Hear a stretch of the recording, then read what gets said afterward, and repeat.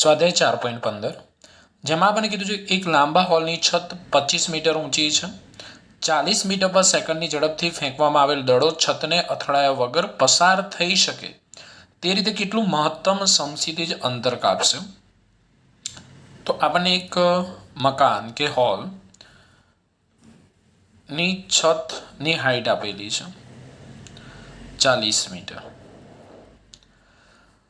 હવે જમીન ઉપરથી કે અહીંથી એક દડાને ફેંકવામાં આવે છે તો તમને કીધું છે કે આ દડો છતને અથડાયા વગર પસાર થઈ શકે તે રીતે કેટલું મહત્તમ સમક્ષિતિજ અંતર કાપશે. તો દડાએ સમક્ષિતિજ દિશામાં કાપેલું મહત્તમ અંતર એટલે શું કહેવાય? અવધિ કહેવાય. તો આપણે અવધિ શોધવાની છે. અવધિનું સૂત્ર શું છે? કોને ખબર છે અવધિનું સૂત્ર? તો અવધિનું સૂત્ર છે v0 square sine 2 theta by g છે. v0 square sine 2 theta by g. Okay, હવે જોઈએ આપણી જોડે કઈ કઈ વસ્તુ છે. આપણે હાઈટ આપી છે h 25 મીટર.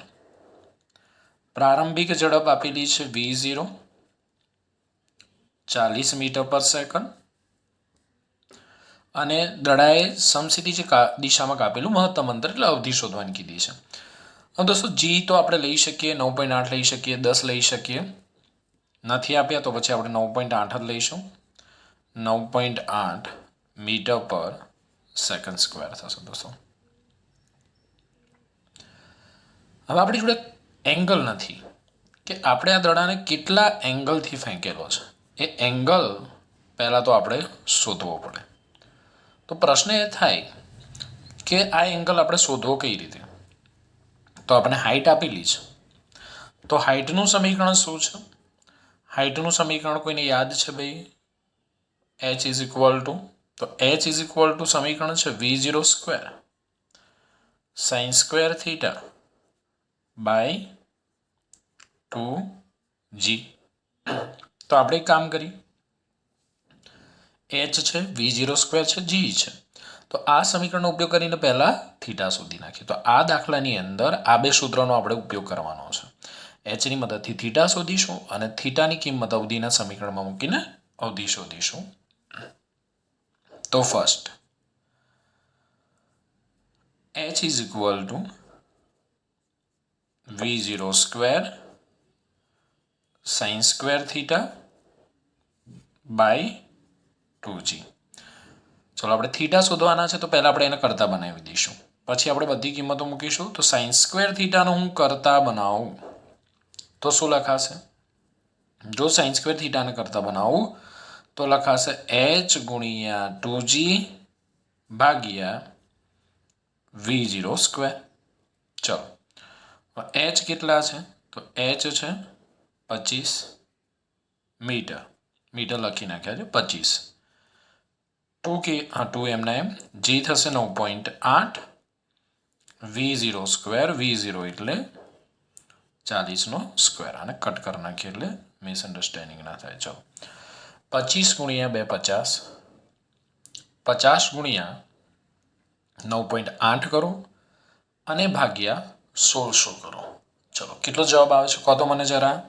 દરેક વિદ્યાર્થી ગણતરી કરશે, કારણ કે ઘણીવાર એવું બને કે આપણને દાખલો આવડતો હોય, સૂત્રમાં કિંમત મૂકતા આવડતી હોય, પણ ગણતરી કરતા ના આવડતું હોય તો આપણો જવાબ સાચો આવે નહીં.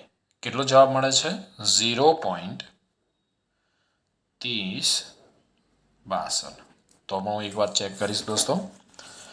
50 ગુણ્યા 9.8 ભાગ્યા 1600 પરફેક્ટ છે 3062.5.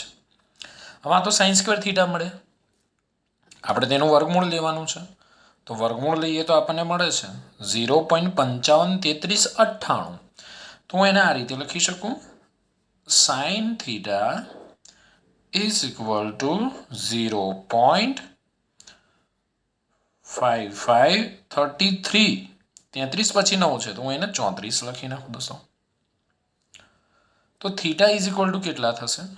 તો theta is equal two sine inverse 0.5534. અમે દરેક વિદ્યાર્થીને પેલું નેચરલ સાઇન અને નેચરલ ટેનવાળું ટેબલ લાવવાનું કીધું છે. હવે તમારે નેચરલ સાઇનમાં જોવાનું. શેમાં જોવાનું? નેચરલ સાઇનમાં જુઓ. હવે જો તમે આની નજીકની કિંમત જુઓ, ચલો ગોતો 0.55 નજીકની કિંમત જુઓ તમે, તો તમે 0.5534 પરફેક્ટ મળી જશે તમને. હવે આ જો તમને મળી ગઈ વેલ્યુ. હવે અહીંયા ડાબી બાજુ જુઓ કેટલા ડિગ્રી છે. 0.5534માં કેટલા ડિગ્રી છે જુઓ, 33 ડિગ્રી છે. હવે ઉપર જુઓ કેટલી મિનિટો છે, 36 મિનિટ છે ને. Yes, complete. અથવા 0.6 ડિગ્રી હશે. આપણે આ રીતે લખીશું. શેમાં જોવાનું? નેચરલ સાઇનમાં જોવાનું. તો થીટા બરાબર આપણને મળ્યા 33 ડિગ્રી અને 36 મિનિટ. આમાં આપણે અહીંયા શું જોઈએ? 2 થીટા. તો આને 2 વડે ગુણી નાખો. ચલો 2 થીટા. તો હું આને 2 વડે ગુણું તો 2 ગુણ્યા 33 ડિગ્રી અને 36 મિનિટ. હવે જો સમજો, 33ને હું 2 વડે ગુણીશ. 2 ગુણ્યા 33, 33 દૂને 66 ડિગ્રી થશે. 36 મિનિટને હું 2 વડે ગુણીશ તો મને કેટલા મળશે? 76 મિનિટ મળશે. હવે આપણને ખબર છે કે 60 મિનિટ એટલે 1 ડિગ્રી થાય. તો હું આને આ રીતે લખું, 60 મિનિટ વત્તા 36 તો 72 થશે. સોરી, 36 દુ 72 મિનિટ થશે. બરોબર છે. તો આનું 60 મિનિટ વત્તા 12 મિનિટ લખું. હવે 60 મિનિટ એટલે કેટલા કહેવાય? 1 ડિગ્રી કહેવાય ને. એટલે આ 1 ડિગ્રી અને કેટલા થયા? 12 મિનિટ થયા. આપણે 36 મિનિટ ગુણ્યા 2 કર્યા તો કેટલા મળ્યા? 72 મિનિટ મળ્યા. 72 મિનિટ આપણે આ રીતે લખી શકીએ, 60 મિનિટ વત્તા 12 મિનિટ એટલે 1 ડિગ્રી ને 12 મિનિટ. તો આની અંદર આપણે એડ કરવાના ભાઈ. તો 66 ડિગ્રીની અંદર 1 ડિગ્રી એડ કરું તો કેટલા થશે? 67 ડિગ્રી અને 12 મિનિટ. આનો જવાબ આપણને આવો મળે, 67 ડિગ્રી અને 12 મિનિટ. આ રીતે આપણે ના લખી શકીએ 66 ડિગ્રી અને 72 મિનિટ, એવું આપણે ના લખી શકીએ. આપણે 60ની ઉપર મિનિટ જાય એટલે એને 1 ડિગ્રી ગણી લેવાની. ઓકે, એટલે 1 ડિગ્રી ને 12 મિનિટ એ આપણે 66 ડિગ્રીની અંદર ઉમેરી દઈશું. ખાસ ધ્યાન રાખજો, આની અંદર આપણે ગુણાકાર આવો ના લખી શકીએ, 66 ડિગ્રી 72 મિનિટ. ઓકે, ચલો હવે બીજો પાર્ટ આપણે જોઈએ. હવે શું કરીશું? આપણી જોડે અવધિનું સમીકરણ છે ને. કયું છે અવધિનું સમીકરણ? આર. સમસીધી દિશામાં કાપેલું અંતર, મહત્તમ અંતર એટલે અવધિ R is equal to v0 square sin 2 theta by g. ચલો v0 કેટલા છે? 40 એટલે 40નો વર્ગ sin 2 theta. 2 theta આપણને કેટલા મળ્યા? 67 ડિગ્રી અને 12 મિનિટ ભાગ્યા g કેટલા? 9.8. ચલો ફરીથી નેચરલ સાઇનમાં જો આ વખતે આપણે જોવાનું સાઇન 67 ડિગ્રી 12 મિનિટ એટલે તમે 67 ડિગ્રીમાંથી સીધા જાઓ તો પહેલાં 6 મિનિટ હશે, 6 મિનિટ હશે, પછી 12 મિનિટ હશે. અહીંયા તમને કઈ વેલ્યુ મળે છે એ મને જોઈને કહો. કઈ વેલ્યુ મળી તમને? 0.9219 મળે છે દરેક વિદ્યાર્થીને. જો 67 ડિગ્રી અને 12 મિનિટ અહીંયા આપણે જોવાનું તો આપણને મળ્યા 0.9219. તો 40નો વર્ગ કેટલો થશે? 1600. ઓકે, સાઇન 67 ડિગ્રી 12 મિનિટની આપણને વેલ્યુ કેટલી મળી?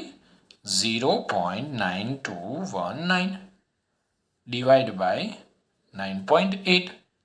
ઓકે, ચલો ગુણાકાર કરો પછી ભાગાકાર કરો. કેટલો જવાબ આવે છે કહો મને?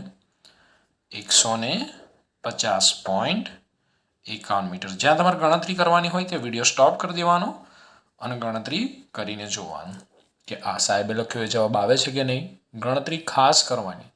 તમને એવું લાગતું હોય કે ભાઈ મારો તો જવાબ આવી જશે, મને તો ગણતરી આવડે છે, પણ જ્યારે પરીક્ષામાં આપણે ગણતરી કરવા બેઠા હોય ને ત્યારે ખબર પડે કે ભાઈ ગણતરી કરવી કેટલી અઘરી છે.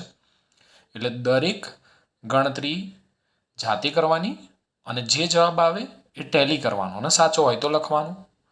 સાહેબે જે જવાબ લખ્યો એ જવાબ આપણે કોપી મારીને લખી નથી નાખવાનો. ઓકે, દરેક જણા ગણતરી ટેલી કરશે, શીખશે અને પછી પોતાની જાતે લખશે. સ્ક્રીનશોટ લઈ લઈશું આપણે. ફર્સ્ટ